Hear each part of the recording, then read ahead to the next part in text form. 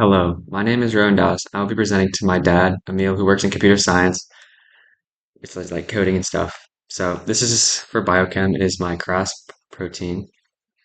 The KRAS protein is a protein which is created by ribosomes inside all cells across the body, and it is located along the wall or the plasma membrane, which is the protective wall that keeps stuff from outside the cell. It is located along this wall in the cytoplasm or the inside of the cell.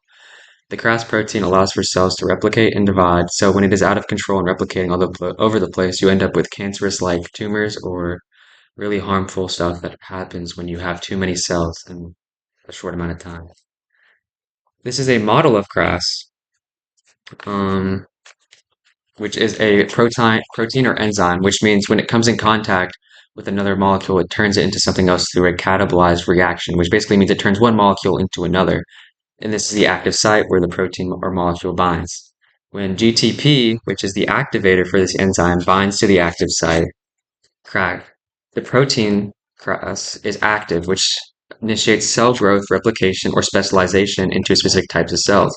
However, since KRAS is an enzyme that needs to deactivate, it turns this GTP by removing a phosphate group into,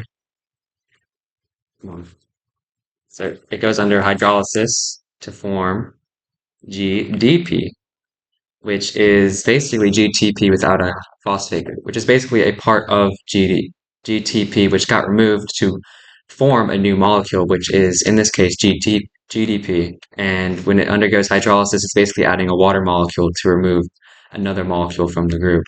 And when GDP is binded to the active site, it basically deactivates the KRAS protein, which is good because you don't want your cells to be replicating all the time. Um, and the primary impact of KRAS is it's necessary for all cells to replicate, and without replication, the body would be unable to heal wounds or replace blood cells or grow. And you wouldn't want that to happen because it would just kill you, basically, in a few days. Um, it's found in nearly every cell type, and it's basically in every cell in the human body, as almost all cells need to replicate. So for when you zoom into KRAS really, really hard, these are the basic building blocks of KRAS. These are nucleic or amino acid chains. These are the building blocks for proteins in general.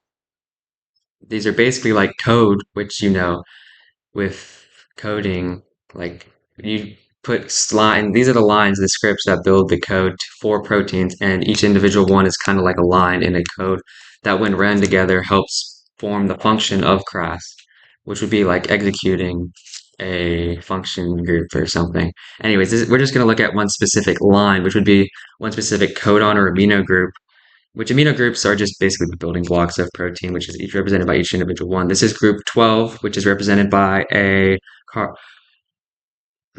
glycine, which is at 12. At the one end, you have the COH, which is a carboxylic acid group, which is represented by COH, which is polar, and then the NH2 group, which is an amino group, which is nonpolar. Um, Being polar, it means it can connect to water or be dissolved in water, basically. And it is a very neutral group because it has both a nonpolar and polar side. And it can form hydrogen bonds. And glycine is one of this smallest amino acid group that is possible. Um, and when you have all of these chains that come together, which is represented by this primary, which is the very, very smallest form, which is basically just one line of code. Imagine if you had a function, which is like all these lines of code, and they kind of shown by this, which is the secondary group, which is one helix, which is kind of like multiple or like one function. Imagine you had two functions that come together and they kind of fold on top of each other. That's the tertiary structure. And then in total, when you have all of those structures together, you have the KRAS protein itself, which is the quaternary structure, which would be like your final code in a way. Um, and the main thing I want to talk about is why this 12th group is so important.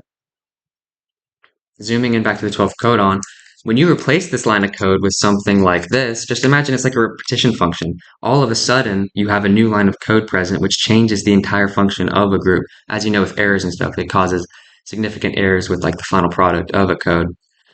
Due to this mutation, it replaces the group with a cysteine group, which has a thion and a carboxyl group, which makes it a lot more polar and which means it can form with like water and stuff. And it's also still neutral, and it's a pretty small amino acid. But going back to the main function, it affects it a lot. With KRAS protein, it has now become KRAS12C. It is now a higher or more easily activated version. So instead of KRAS, you have this GDP, and when the GDP binds, instead of the normal process happening, GDP stays bound, for instance, and it doesn't become GDP, which means it can never be deactivated. The switch stops working and it's constantly activated, so the cell undergoes unregulated cell division or multiplication. This causes cells to decay or form tumors, which can lead to development of cancers that end up killing the organism or causing like serious issues. I would like to end the project. Goodbye, Dad. But when you cause, it's basically like a function that just keeps repeating and repeating and repeating, and it causes a big error in the code, basically. I am limited in the way that I can showcase the structure of the protein, as there's no way for me to showcase all those folded pieces of amino acid chains together, and it would look like a ball of yarn. I'm limited in the showcasing of specific bonds like these, and I am limited in the way I can't really showcase how GTP becomes GDP, as eliminating a phosphate group would be hard to showcase. Anyways, goodbye.